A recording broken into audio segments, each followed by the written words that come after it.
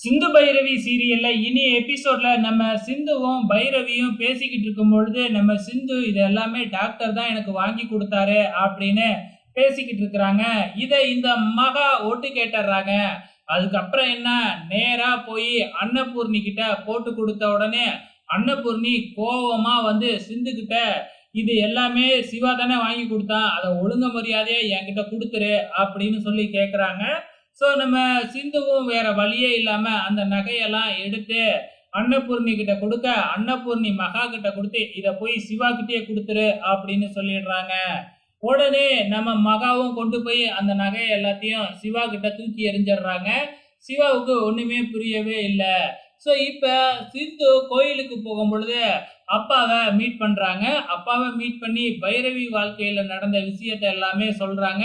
இது எல்லாத்துக்கும் நீ தான் காரணம் அப்படின்னு சொல்லிட்டு அவரும் சிந்துவை திட்டிட்டு நேரா பைரவிய பார்க்க தான் வராங்க.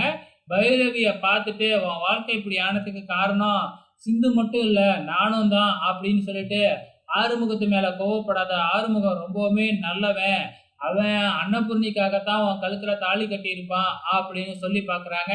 ஆனா பைரவி இருந்துகிட்டு மறுபடியும் ஆறுமுகத்தோட சேர்ந்து வாழ சொல்லிடாதீங்க, இன்னும் 6 மாசம் தான், பெங்களூர்ல எனக்கு வேலை கிடைச்சிரும், அதுக்கப்புறம் நான் அங்கேயே போயிடுவேன் அப்படின்னு ஒரே போடா போட்டுடுறாங்க.